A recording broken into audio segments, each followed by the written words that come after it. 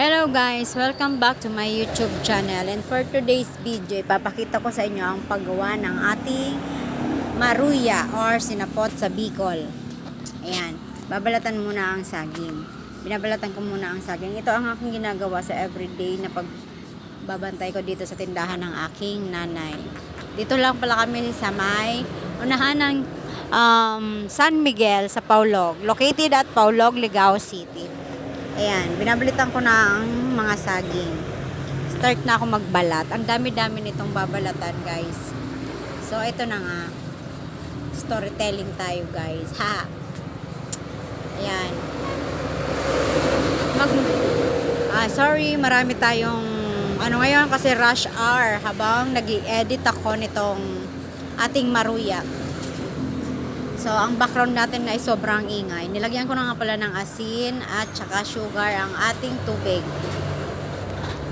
Tsaka harina. Ito ang mixture ng ating maruya. I-mix lang natin para makuha natin ang ating timpla na naaayon sa ating panlasa. Charot.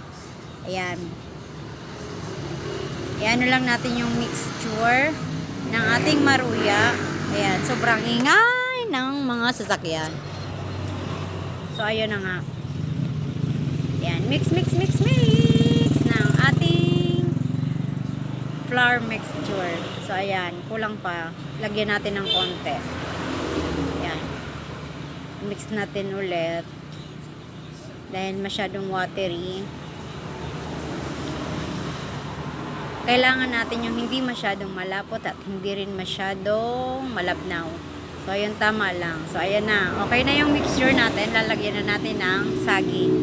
So, ito na yung saging. Saging na maraming background ng motorsiklo. Ayan.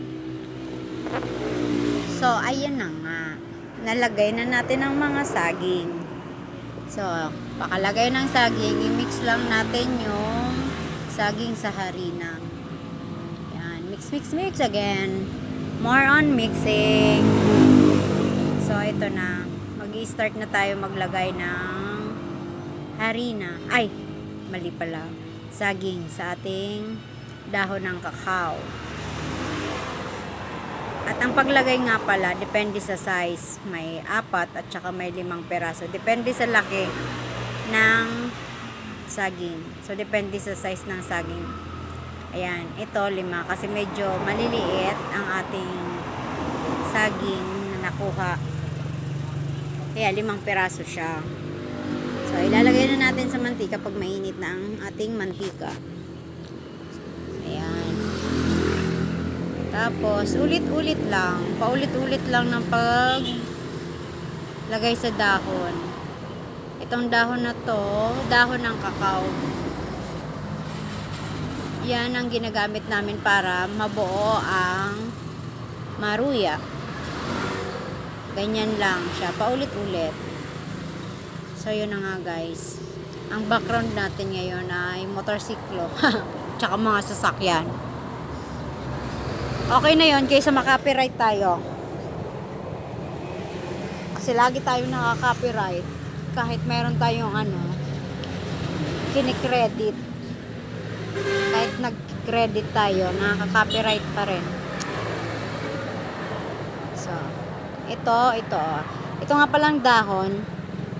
Inano ko muna siya sa mantika para hindi dumikit ang saging sa dahon. Tapos maganda siya, para maganda siya, mas madali siyang tanggalin at hindi ka mahihirapan. Pinahiran mo muna siya ng mantika. Ayan. Ayan na nga guys. Ito na ang ating maruya sa dahon ng kakao. So, ayan na. Diba? Ang bilis niyan matanggal. Hindi mo na kailangan pahirapan ng sarili mo sa pakikipag pag kasi maganda ang mixture, ang saging kusang oh my god. Ang saging kusang natatanggal sa dahon. Konting lang sa mantika, tanggal na siya. Hindi tulad ng makapal ang harina na mixture, talaga mahihirapan kang magtanggal ng maruya kasi dumidikit ang mixture sa dahon ng kakao. So ayun na. Yan na nga guys. Oh my god, maraming sasakyan. Pasensya na kayo at ang aking background. Kasi, as usual, nasa tindahan tayo ng aking nanay, nasa highway. So, kaya ganyan ang ating sounds. Ayan. Luto na ang ating maruya. Hahangon na natin siya sa mantika dahil luto na ang mga sinalang natin. Unang batch ng maruya.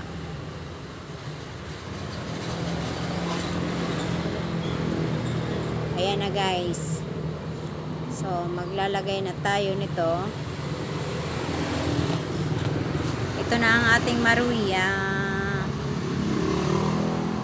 Tapos, another batch, magagawa ulit tayo. Ito lang lagi ang aking ginagawa sa everyday na pagbabantay sa tindahan ng aking nanay.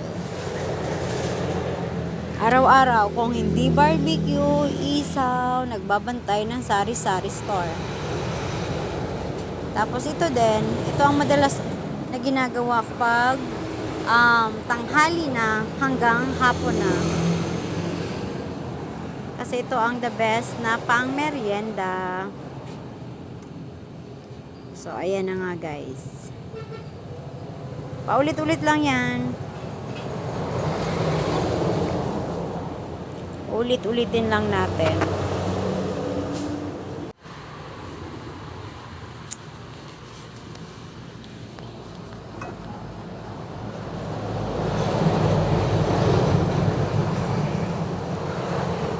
Ayan ang ating maruya. So, ganda. Ayan, ang ganda ng pagkakagawa at pagkakaluto natin ng maruya. Ayan, ito. Medyo maliliit, kaya 5 peraso. Ito sa kabila, yung kaninang nauna, medyo malaki, kaya 4 lang. Hanguin na natin ulit. Luto na ang ating maruya. Lalagay na natin sa ating lagayan ng mga maruya. Ayun, may mga bumibili na.